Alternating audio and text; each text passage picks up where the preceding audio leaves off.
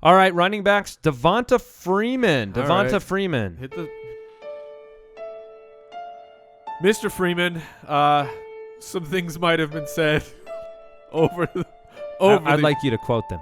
over the off season. I believe the words "he stinks" were said by some panelists in this. Some panelists. Mostly myself. And you've proven me very wrong right now. So, Mr. Freeman, this is a heartfelt apology. You are playing fantastic, and that's what I have to say about that. I've been wrong. He's 3 more touchdowns. That's just every week he puts up 3 and now. he just 5 for 81 through the air, 14 for 68 and 3, and played half a game. and he just when he's on these scoring plays, it's just him rocketing Right up the middle. He looks like eyeball test. All of a sudden, he looks like Barry Sanders. I mean, he's just like going nuts on the field. He looks so fast, and he did not. I have a very funny comparison for him. Okay. Because I think it might reflect his skills, because I don't think his skills are through the roof, okay?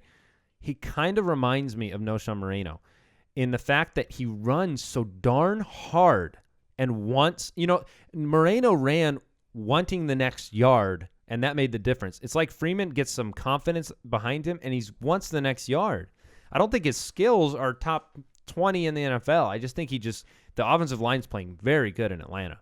Yes. I mean, so the question for fantasy owners, which we need to be bending these things towards, obviously, is do you just keep rolling Freeman out? Yeah, you have to. Or do you sell him because you anticipate Coleman coming back in a couple weeks and splitting the load? I'm fine selling him if you can get great value. Like RB1 value. Exactly. If you can get RB1 value, I'm fine selling him because I don't expect him to keep up. I mean, obviously, he's not going to keep up this pace, but I don't necessarily expect him to be a top 12 running back from week 5 to the end of the season. I think he has the potential to do that, so I'm fine selling him. However, if you have him, you have to start him. There's no reason to think that the 4-0 Falcons who are working with this formula are going to have Tevin Coleman come back and go, well, sorry, Freeman, get to the back of the line. Not going to happen. Clearly, the team thought Coleman was the guy. If you look at the snap counts and the touches in the first couple weeks, it was Coleman. That's who the team was grooming. But Freeman has emerged, and you can't ignore what he's done. Devonta Freeman or C.J. Anderson?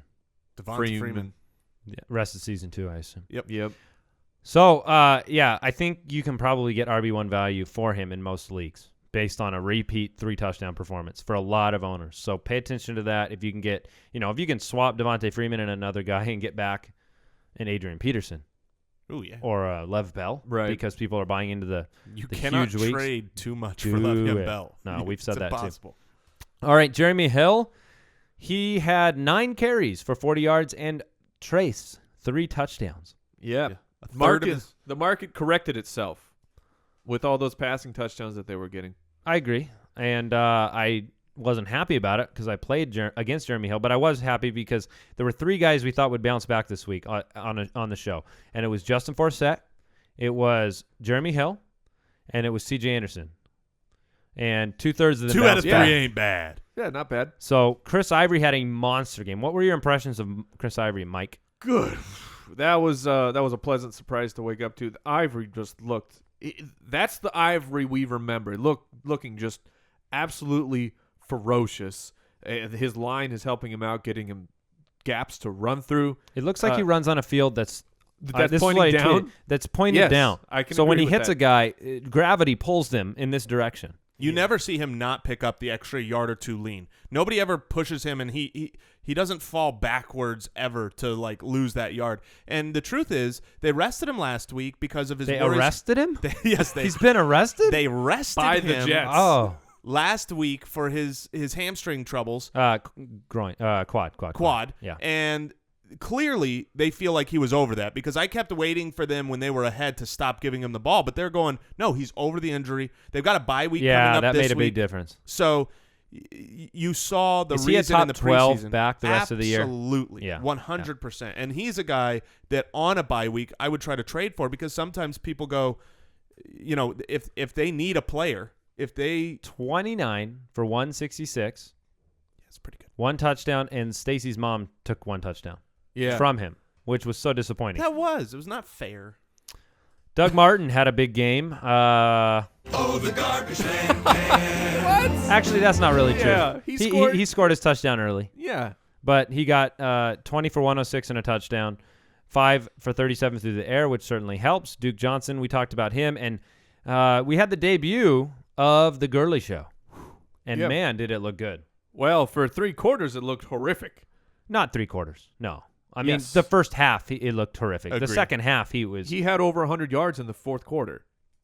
Yeah, but okay. So you're saying he picked up most of it. Yeah, and that's not a knock on Todd Gurley. That's a positive They thing. knew they were running the whole 4th quarter, and the Cardinals couldn't stop them. That's why it's positive for me, because a running back is not. You want him to get like 3 yards, 5 yards. You can't get these 1 yard, 1 yard. But when a running back gets better as the game goes along, that's Adrian Peterson style. If you've ever actually watched Peterson, which most people have, but I'm saying Peterson doesn't just come out of the gate all the time and run 6 yards here, and he wears the defense down, Just like this last game. and he's just so strong that by the end of the game they can't tackle him anymore, and that's what Todd Gurley did. And this was in Arizona against a super tough run defense with the crowd behind him. Watching him be able to pull away from speedy guys, he looks deceptively fast. And, I had told some people, wait to try to buy Todd Gurley after this week because he was going to Arizona Yeah, good luck. against that run D. Yeah, good luck buying him. But if you can, I would love to have him based on what I saw and what I didn't see, which was no Trey Mason. He was there. I know he was there, but my point is just it was the Gurley show, and Well, that's what it's going to be. when I said he was there, That's what I've been saying. I meant I 2 expected snaps. him to be fantasy relevant this week, guaranteed next week, and that you don't spend a pick on him. And a talent like that, you just leave him on the field. 19 for 146. He could have scored probably coming around the edge at the end of the game. 100% could have but scored. played the smart play and went down. Tight end wise, Martellus Bennett, 11 for 83 and a touchdown. And he was a start of the week. Charles Clay was a start of the week, 9 for 111, and had a touchdown taken away from him, but he still had a monster game. Coby Fleener was 9 for 82 and a touchdown. We saw Dwayne Allen inactive before the game. And then we talked about Gary Barnidge, 6 for 75 and a touchdown. Moving forward, do you start Clay and Bennett? Obviously, you probably do. Yes. What about Fleener in the future if Allen's out? If Allen is out, you can play him. How much of this was because of Matt Hasselbeck? I don't think it was too much because of Hasselbeck. I think Luck would have used him too. I think it was more because Allen was out. And then Gary Barnidge, do we just You got to play him.